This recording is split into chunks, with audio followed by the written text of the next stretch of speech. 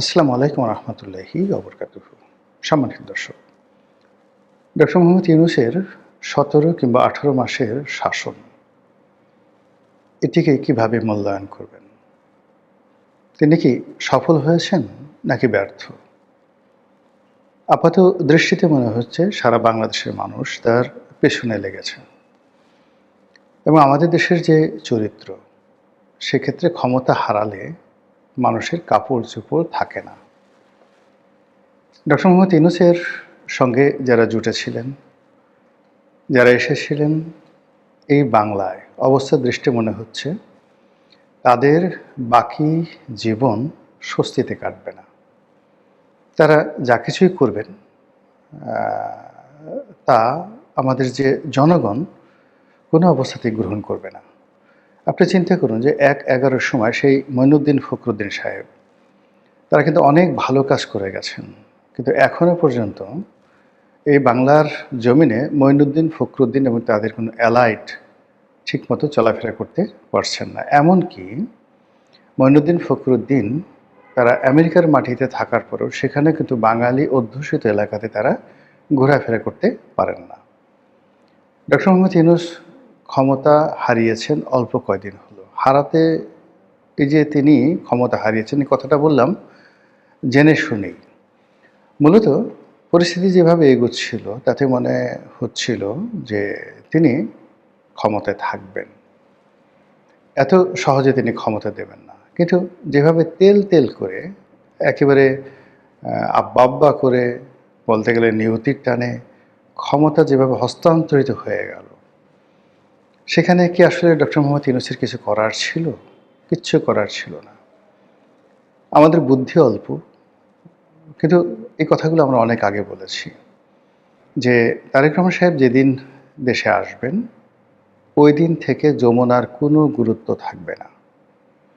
তিনি আসার পরে তার কথা মতোই দেশ চলবে।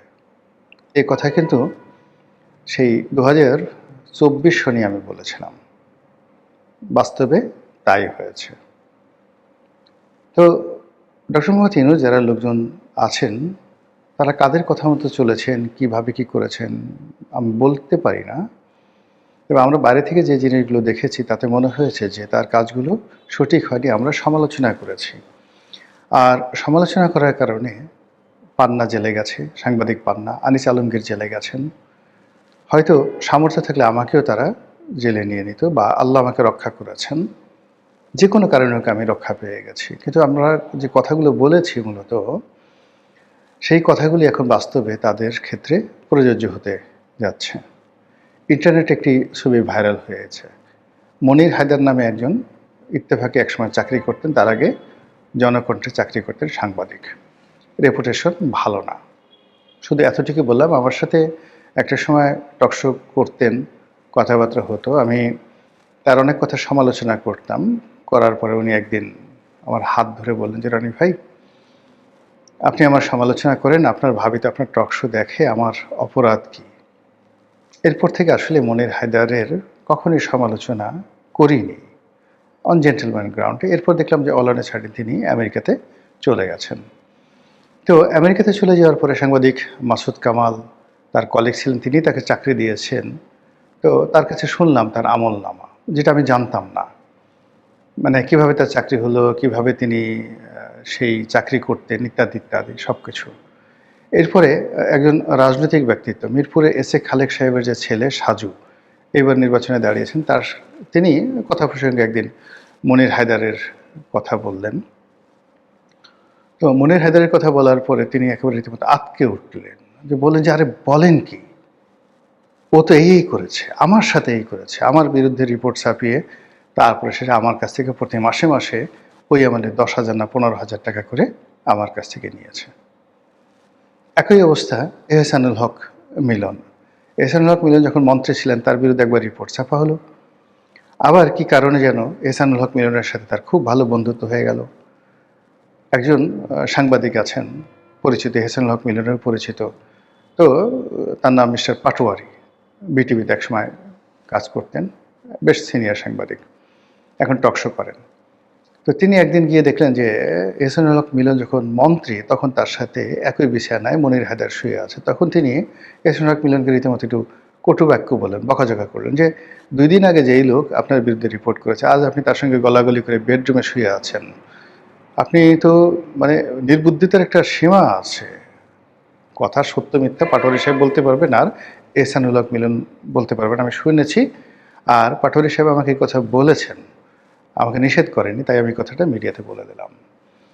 তো এই হলো মনির হায়দারের ক্যারেক্টারিস্টিক্স। সেই মনির হায়দার পূর্ণ সচিবের মর্যাদায় যখন ডক্টর মোহাম্মদ ইউনূসের কাছে এলেন এবং সারাদিন ঘোরাফেরা করলেন এবং এদের একটা সিন্ডিকেট আছে, মনির হায়দার, মোস্তফা সরোয়ার ফারুকী, আসিফ নজরুল, তারপরে এর সঙ্গে সঙ্গে আবার সেই আরেকজন ভদ্রলোক ছিলেন, মারা গেছেন, আমেনা মহসিনের হাজব্যান্ড ছিলেন।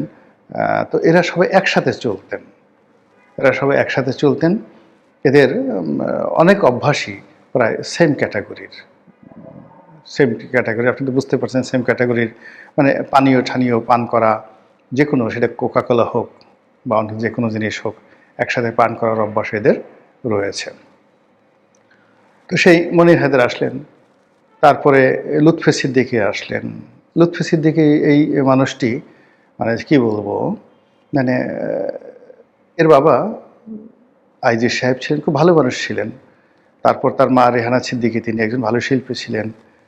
এই ভদ্রলোক দেশের বাইরে ছিলেন, কিন্তু তার কথাবার্তা, অ্যাটিটিউড, মুখ বাঁকা করে ইংরেজি বলা, খুব স্টাইল করে ইংরেজি বলা, সব কিছু দেখে মনে হচ্ছিল যে সহজ কথাটা তিনি সহজভাবে বলতে পারেন না বা বলতে চান না। অনেকটা রবীন্দ্রনাথের হিং সিং ফটের মতো কথাবার্তা বলেন, মুখ একটু বাঁকা করে কথা বলেন, তারপরে একটু স্টাইল করে সেই একটু বাঁকা হয়ে বসেন, পায়ের উপর পা তুলে ক্রস লেগ করে বসেন। এগুলো বাংলাদেশি কালচারে যায় না। পশ্চিমা দুনিয়াতে তিনি আসলে কত বড় পদে চাকরি করেন, কি করেন, তার সফলতা কি আই ডোন্ট নো। কিন্তু তারকে যখন ডক্টর মোহাম্মদ ইউনূস এলেন, আমার কাছে মনে হয়েছে এই কাজটা ভালো হয়নি। তিনি তাসনিম জারাকে নিয়ে আসলেন রাজনীতি করার জন্য, এনে এনসিপিতে ঢুকিয়ে দিলেন। ও মাই গড, গেল তাসনিম জারা। এই মেয়েটার জীবনও শেষ, এবং যাকে বলা হয় রাজনীতির যে একটা স্বাভাবিক শ্রেণী চরিত্র রয়েছে, সেই শ্রেণী চরিত্রটাও নষ্ট হয়ে গেল। এরপরে তিনি খলিলুর রহমান সাহেবকে নিয়ে আসলেন। Khalilur Rahman is okay. আমি ওনার সাথে যখন ছিলেন, খলিলুর রহমান সাহেব কথাবার্তা কম বলতেন, কিন্তু ইদানিং তিনি বাংলা এবং ইংরেজিতে কথাবার্তা বলছেন, আমার ভালো লাগছে। যদিও তিনি পশ্চিমা ধাঁচের মানুষ, বিএনপি তাকে নিয়ে বিপদে পড়বে বই মানে স্বস্তিতে থাকবে না। He is representing America and American will and desire. তো আমেরিকান উইল এবং ডিজায়ার নিয়ে তিনি ক্যাবিনেটে ঢুকে আছেন। এটা অনেকটা সেই ব্রিটিশ ভাইস রয়ের মতো, বা ধরুন মার্কিন রাষ্ট্রদূতের ৩-৪টি রাষ্ট্রদূত ক্যাবিনেটে ঢুকে আছে। খলিলুর রহমান মিন্স ডোনাল্ড ট্রাম্পের ছায়া জনাব তারেক রহমান সাহেবের ভিতরে ঢুকে আছে, not to help, just to govern, just to instruct. তো এই খলিলুর রহমান সাহেব যত ভালো মানুষই হন না কেন, তিনি তো আমেরিকার যে ডিপ স্টেট পলিসি, সেই পলিসির সাথে সম্পৃক্ত বলে অভিযুক্ত। কাজেই সেখানে আমেরিকার স্বার্থ রক্ষা করতে গিয়ে তিনি যেভাবে ডক্টর মোহাম্মদ ইউনূসকে ডুবিয়েছেন, একইভাবে তারেক রহমান সাহেবের যে ডুবন্ত ডুবন্ত তারেক রহমান, এটার একটি স্পষ্ট প্রতিচ্ছবি আপনি খলিলুর রহমান সাহেবের মুখের দিকে তাকালে আপনি বুঝতে পারবেন। যদিও সে, আমি বললাম, ভালো মানুষ এবং শিক্ষিত এবং সজ্জন ব্যক্তি। এরপরে যেটি বললাম যে ওনার সাথে সাথে উনি নূরজাহান বেগমকে এনেছেন। এটা নিয়ে আমি প্রথমে খুব সমালোচনা করেছিলাম যে দেয়ার আর ম্যানি পার্সোনাল ম্যাটার্স। অনেকেরই প্রেমিকা থাকে, অনেকেরই ভালো লাগার মানুষ থাকে, আত্মীয় স্বজন থাকে, খালাতো ভাই, মামাতো ভাই, শালা, সম্বন্ধী, অনেক কিছু থাকে, কিন্তু it should not be in public. আপনি টয়লেটে যে কাজগুলো করবেন, ঠিক টয়লেটে আপনার ভালোবাসার কাজগুলো আপনি খাবার টেবিলে আনতে পারেন না। খাবার টেবিলের ভালোবাসার যে কাজগুলো, এগুলো আপনি বিছানায় বালিশের নিচে নিতে পারেন না।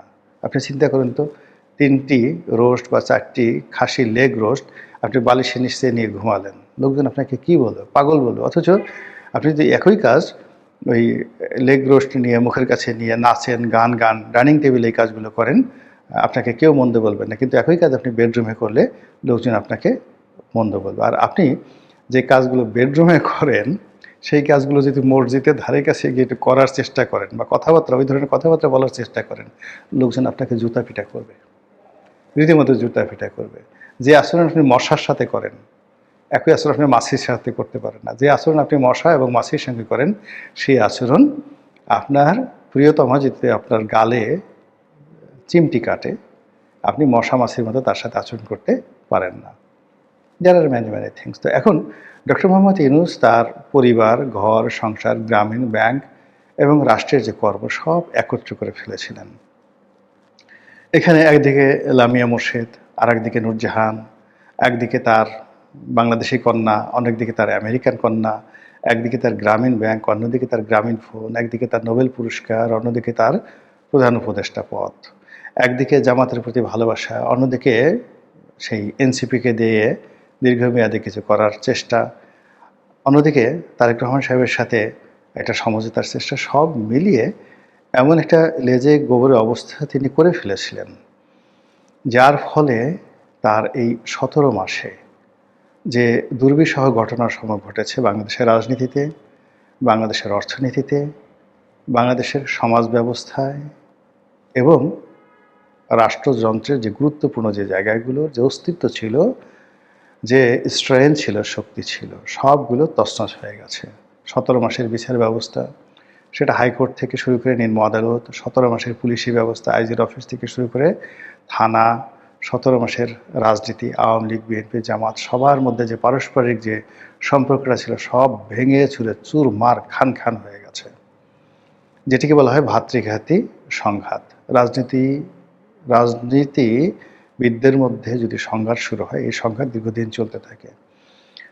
যে বিষবৃক্ষ ডক্টর মোহাম্মদ ইউনূসের জমানাতে আওয়ামী লীগের মনে বপিত হয়েছে, যে বিষবৃক্ষ বিএনপির মনে বপিত হয়েছে, জামাতের মধ্যে বপিত হয়েছে এবং এনসিপির মধ্যে বপিত হয়েছে, কোনো অবস্থাতেই এই বিষবৃক্ষ আগামী ২০ বছরে যাবে না।